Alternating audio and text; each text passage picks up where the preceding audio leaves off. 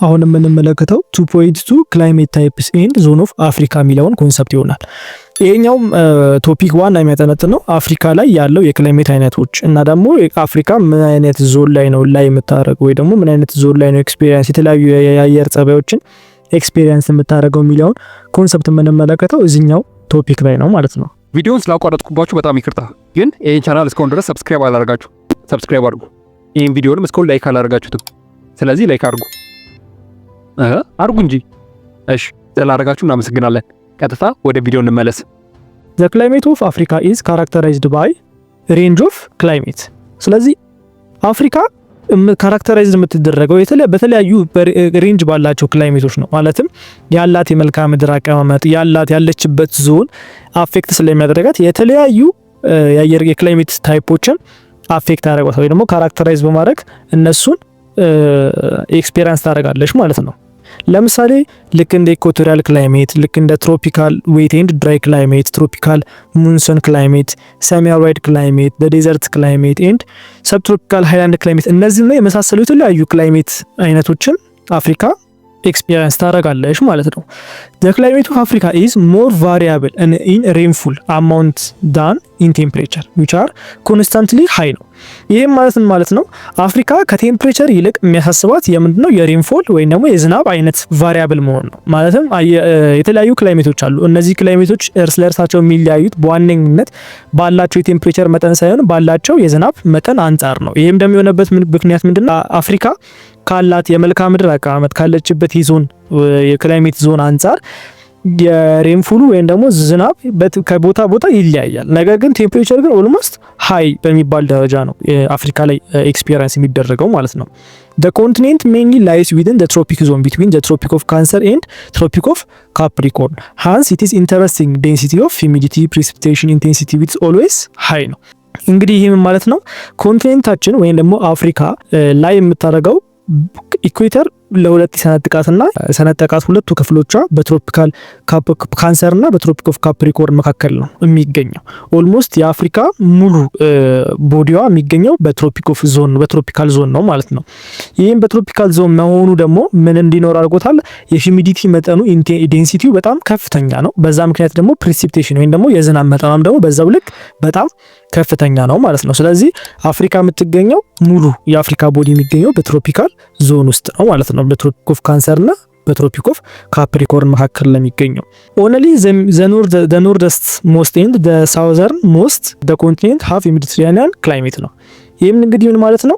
አፍሪካ እንዳየነው የሙሉ አካሏ የሚገኘው በትሮፒክ ዞን ውስጥ ቢሆንም ነገር ግን የኖርዝ ጫፉና የሳውዝ ጫፉ ላይ የሚገኙት ሁለቱ ቦታዎች ግን ኤክስፒሪየንስ የሚያደርጉት ኖርማሊ የትሮፒካል ዞን የሆነ የክላይሜት አይነት አይደለም።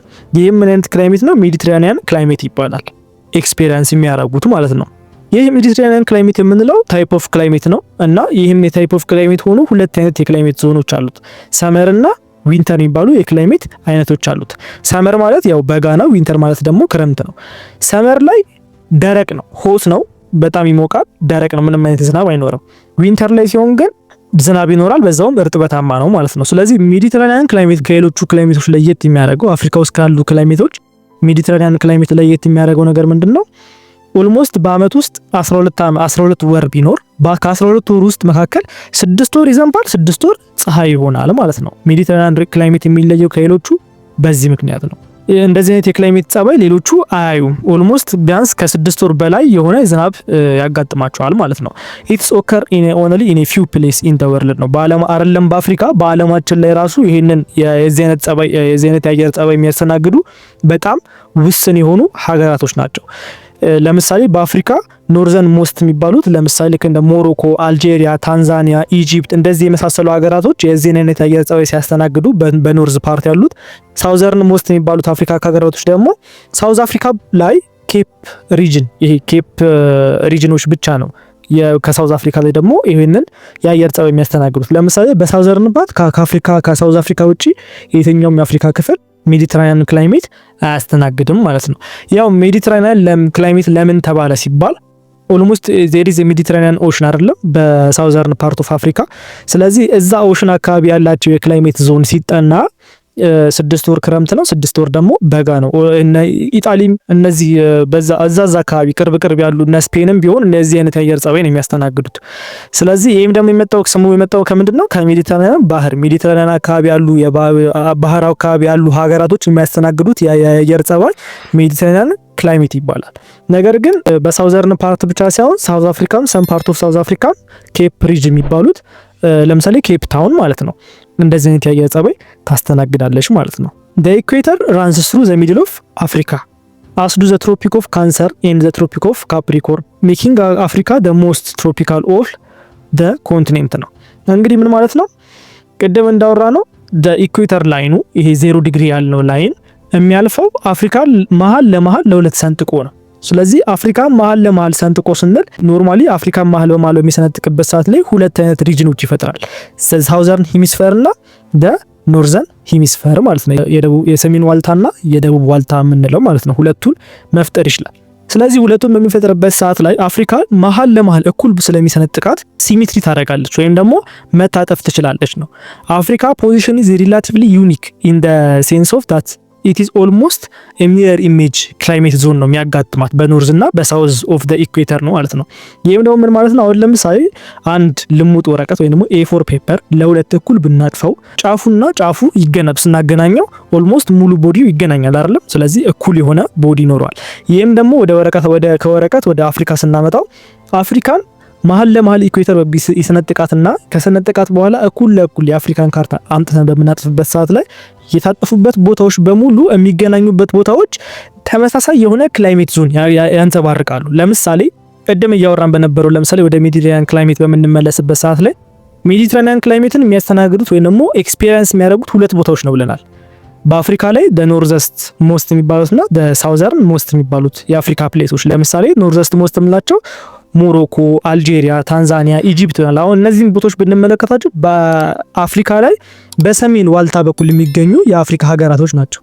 በሳውዘርን በኩል ደግሞ የሚገኘው ደግሞ ሳውዝ አፍሪካ ብቻ ነው ይሄንን የአየር ጸባይ ኤክስፒሪየንስ የሚያደርገው ብለናል። ስለዚህ አፍሪካ ለሁለት በምናጥፍበት ሰዓት ላይ ኢጂፕት፣ ሳውዝ አፍሪካ ያሉበት ቦታዎች ምን ይባላሉ?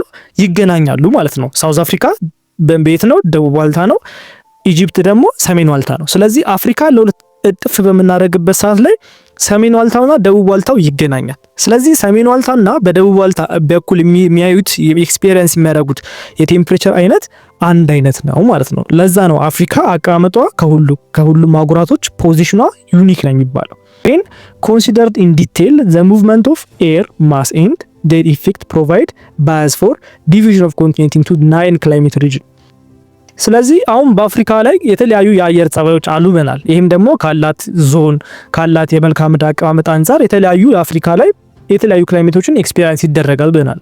ስለዚህ እነዚህ ኤክስፒሪየንስ ከሚደረጉ ክላይሜቶች መካከል እነዚህ የሚፈጠሩበት ሜካኒዝም በሁለት ሜካኒዝም፣ አንደኛ በፀሐይ እንቅስቃሴ፣ ሁለተኛ ደግሞ በአየር ወይም በነፋስ እንቅስቃሴ አማካኝነት እነዚህ የተለያዩ 9 ክላይሜቲክ ዞኖች ሊፈጠር ችለዋል ማለት ነው። ዛሬ ከአንደኛው ተነስን እስከ 9ኛው አብረን እንመለከታለን። ኢትዮ ኮንሰፕት ሴንተር የእናንተው ምርጥ ቻናል